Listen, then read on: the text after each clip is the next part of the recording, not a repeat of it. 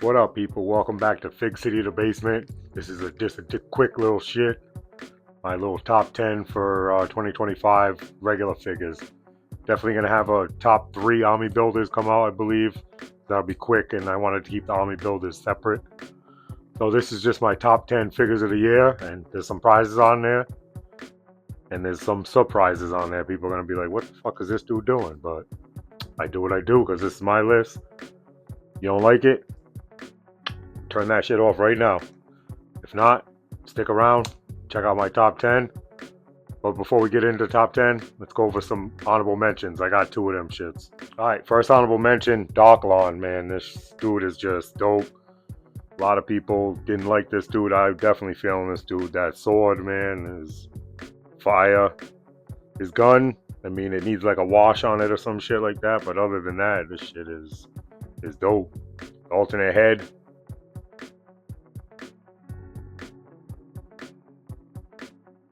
The knife, dope. The sheath, the little grenades are on his leg. I mean, they kept it new.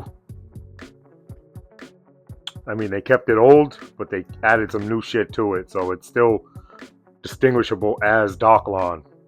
But yeah, he's a runner-up and almost made the list. Runner-up number 2, Crystal Ball. He was on the list till a couple dudes came out at the end of the year there. Right at the bottom, but yeah, just overall dope, man. A lot of people, he was up there, I believe, but not me, man. He just missed it, but the head sculpt is fire. All the soft goods, I mean, it's definitely a figure of the year. Nobody'd be mad at you if you made it figure of the year, but just not for me. I got a different taste and a different vibe than everybody else, so yeah, dope overall. He looks good with the Ghost Vipers I got, so let's keep it pushing onto the list.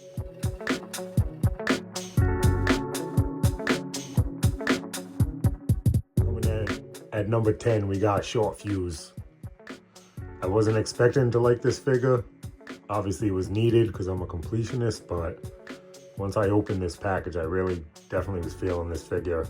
It's an OG 13, not really my bag because I missed that by a couple years, but it's pretty plain, but it just turned out pretty excellent to me, man. The backpack, the mortar, everything turned out great.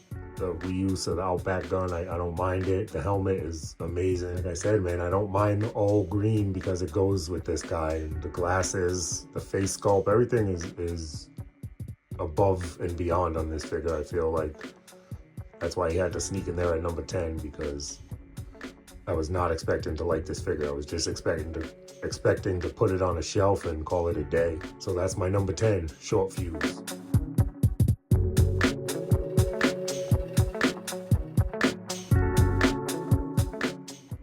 Coming in at number 9, we got Dial Tone.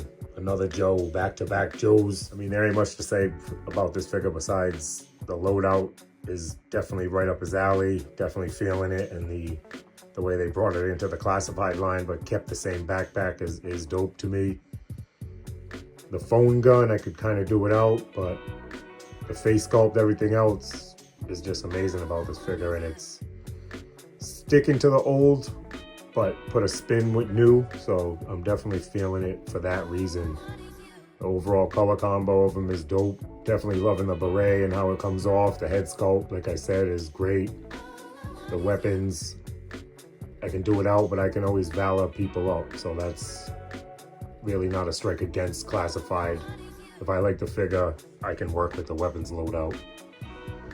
All right, so that's my number 9, Dial Tone. Let's get on to number 8.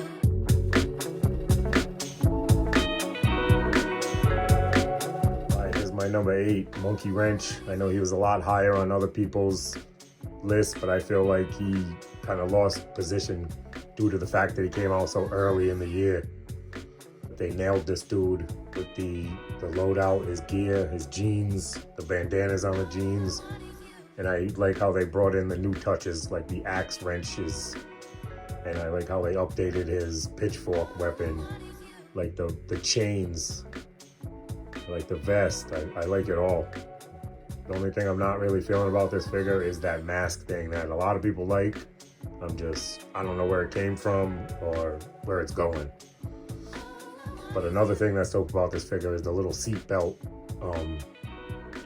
leg holster straps. All right, so that's my number 8, Monkey Wrench.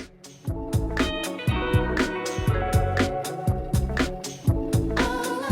right, here's my number 7, Night Force Beachhead. I mean, a lot of people aren't gonna agree with this, but I think this is one of the best figures that came out with this year. I mean, the sweater with the camo pants looks dope to me.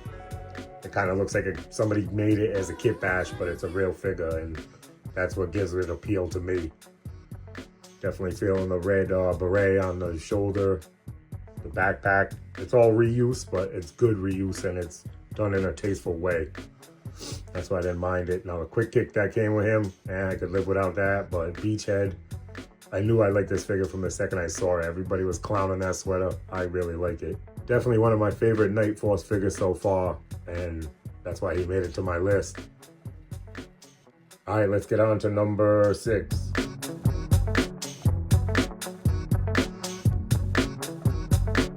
All right, here we go. Number 6 is Xandar. Another guy that kind of hurt him because he came out so early in the year, but definitely one of the dopest figures that came out in 2025, if you ask me. Just all the little touches. I mean, there's so many touches, I'm not even gonna name them all, but the hits of gold, the hits of brown, his face paint, I mean, the bandana, his vest is dope. The backpack came out dope. The knife in the back came out dope. Everything is dope on this guy. Could I have lived without the meat cleaver? Yeah, of course, but I'll take it. I mean, he's a dreadnought, so he almost needs some kind of absurd weapon because that dark gunless face, it is pretty normal for a dreadnought standard. But I'm glad to complete the brother-sister tandem with the big brother Zartan, so all we need now is his daughter. But yeah, this is Xandar coming in at number 6. Let's move on to number 5, halfway done.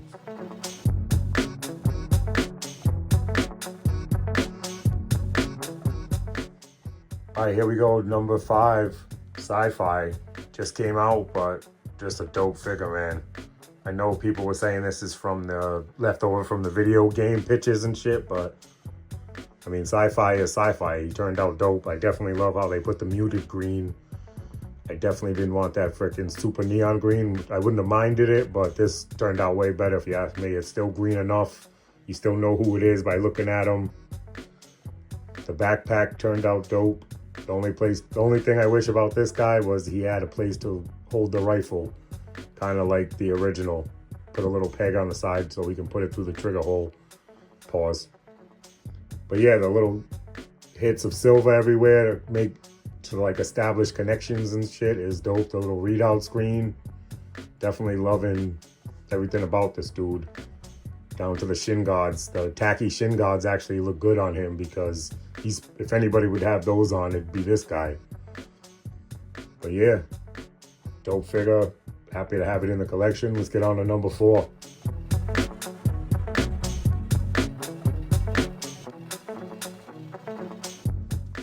Coming in at number 4, we got Wow Weasel, man. Just dope. A lot of people were dissatisfied with this figure, I feel like, but to me, the aesthetic is there, so I'm willing to overlook some quality issues because this is classified Wow Weasel, if you ask me. I mean, the different reds, the face sculpt is great. The torn up helmet. His guns could have used some blast effect ports, but other than that, I mean, almost a perfect figure, if you ask me.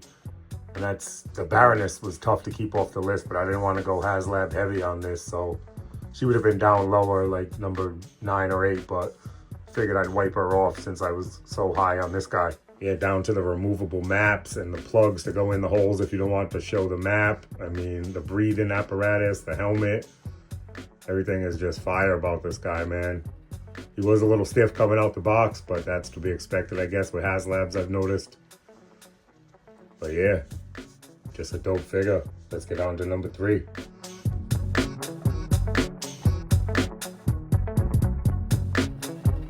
Coming in at number 3 is Battle Armor Cobra Commander. I mean, this was just my Cobra Commander when I was a kid. This is the one I had. I was a little too late for the early releases because I was still under 5, I believe. So that wasn't happening. So in '87, when this guy came out, this was my Cobra Commander. Just dope. I love how they nailed it. I love how it's not super shiny. A lot of people wanted it shinier and they put coatings on it and shit, but I think this turned out perfect just the way it is, man. Like I said, I did have a little bias because this is my Cobra Commander. I've been waiting for this figure since friggin' 00 Snake Eyes, man. So I'm happy to get it. Finally learned a fact about this guy that I had the backpack upside down for the longest.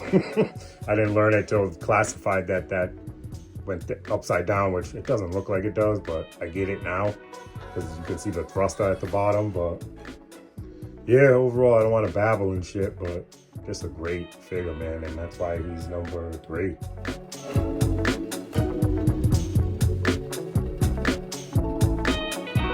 Coming in at number 2, we got Pythona. I mean, I didn't see her. I didn't watch too many lists, but I didn't see her near the top of nobody's, and this figure is just a work of art. That's why I'm putting it so high. I mean, just the amount of sculpting on it. Thank God they gave us all double joints and everything, because I wouldn't imagine the outrage if she was like single jointed fig or something. So good looks on that, Hasbro. You saved yourself a lot of grief. But all the alternate accessories and shit, I know I ain't showing them in this video. Everybody's seen the accessories over time. But just a great head sculpt. I don't like the open mouth head sculpt. I like this one the best, so this one probably will stay on there. I got 5 of them, so I don't know what I'm gonna do with them one day. I might just play them all different ways, but as of right now, this is how I like my Pythona. Waiting on Globulus and waiting on the Royal God that we already pre-ordered, I believe, or we got a render for. I can't remember. There's so many pre-orders in the bank. But yeah, definitely the sculpting, like I said, man, just takes a cake on this. This is sculpting layer on top of sculpting layer. All the different shades of pinks and purples have different sculpts on them to come together to form like a living suit. So definitely came up. They put some cake on her too, some breasts and shit. So yeah, let's get on to number 1. Very surprised you're gonna be, I bet you.